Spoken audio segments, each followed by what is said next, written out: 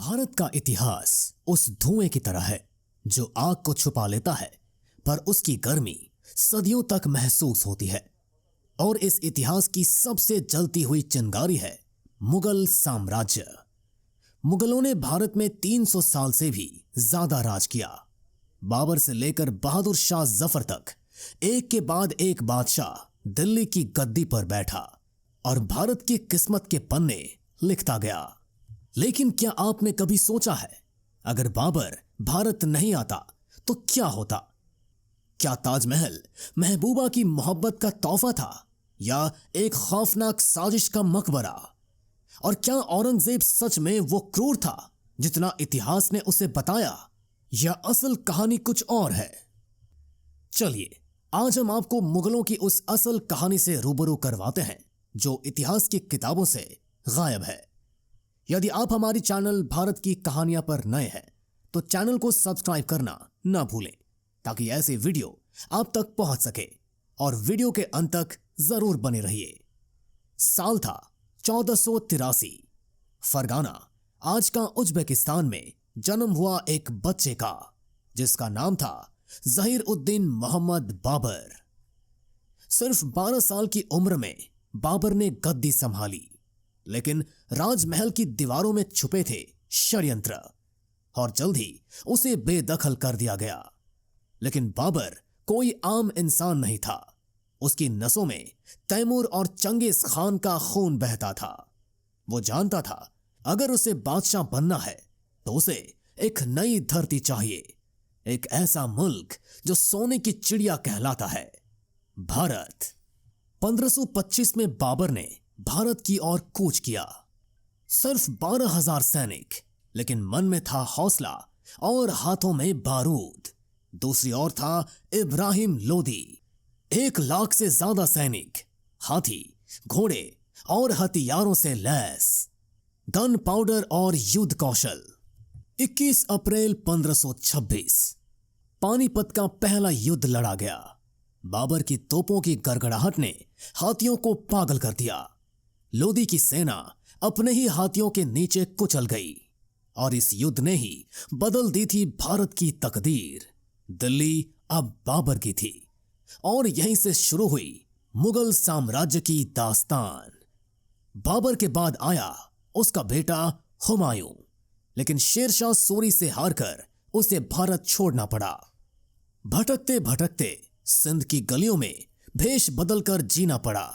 यही वो दौर था जब उसका बेटा हुआ अकबर। 15 सालों बाद हुमायूं लौटा, लेकिन किस्मत को कुछ और ही मंजूर था। लाइब्रेरी की सीढ़ियों से गिरकर उसकी मौत हो गई। अब बारी थी 13 साल के अकबर की। बैरम खान की मदद से पानीपत की दूसरी लड़ाई जीतकर अकबर बना दिल्ली का शहंशाह। अकबर एक अनपढ़ राजा, लेकिन सबसे बुद्धिमान बादशाह। उसने जजिया कर हटाया, राजपूतों से संधियां की और चित्तौड़ जैसे अभेद किले को जीत लिया। उसकी सेना में थे दमशम स्टील के हथियार और जीरा बख्तर पहनने वाले हाथी। उसने बनाया फतेहपुर सिकरी, एक ऐसा शहर जहां उसकी सोच, उसकी कला और उसकी ताकत झलकती थी। अकबर के बाद आया सलीम, जिसने खुद को कहा जहांगीर। वे न्यायप्रिय था, लेकिन निजी जीवन में अय्याश। फिर आया शाहजहां, जिसने बनवाया ताजमहल, लाल किला, मोती मस्जिद। उस दौर में भारत ने आर्थिक और सांस्कृतिक ऊंचाई छुई। लेकिन सियासत फिर खून मांगती है।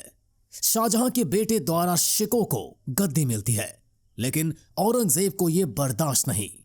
1658 में उसने दारा को मार डाला, पिता को आगरा किले में कैद कर दिया और शुरू हुआ मुगल इतिहास का सबसे क्रूर और रक्त रंजित अध्याय। औरंगजेब ने मंदिर तुड़वाए, हिंदुओं पर जजिया लगाया, लेकिन उसकी नीतियों ने मुगलों की जड़ें हिला दी। बाबर से शुरू हुई ये कहानी अकबर की बुलंदियों तक पहुंची और औरंगजेब की कट्टरता में बिखर गई। ताजमहल को मोहब्बत की निशानी कहा जाता है, लेकिन कुछ इतिहासकारों और रिसर्चर्स का दावा है कि ताजमहल एक पुराना शिव मंदिर था जिसे तेजो महालय कहा जाता था। इतिहास के कुछ अजीब प्रमाण बताते हैं कि ताजमहल की नींव के नीचे कई ऐसे तहखाने हैं जो हिंदू स्थापत्य से मिलते जुलते हैं। शाहजहां के दरबार के दस्तावेजों में ताजमहल के निर्माण का कोई पुख्ता रिकॉर्ड नहीं मिलता। क्या यह सिर्फ संयोग है या इतिहास को एक प्रेम कहानी में छुपा दिया गया? 1857 की क्रांति के बाद बहादुर शाह जफर को अंग्रेजों ने रंगून में कैद कर दिया। कभी ताज पहनने वाला बादशाह अब मिट्टी में दफन एक गुमनाम कैदी बन चुका था। मुगल आए, देखे, जीते और फिर एक दिन इतिहास के किसी पुराने किले की तरह ढह गए। लेकिन उनकी कहानी आज भी हमारे शहरों, हमारी इमारतों और हमारे जहन में गूंजती है।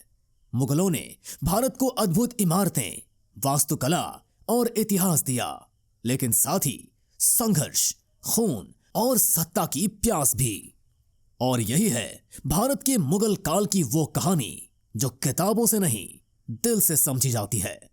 अगर आपको यह कहानी पसंद आई हो तो वीडियो को लाइक करें, चैनल भारत की कहानियां को सब्सक्राइब करें और कमेंट में बताएं कौन सा मुगल शासक आपको सबसे ज्यादा दिलचस्प लगता है।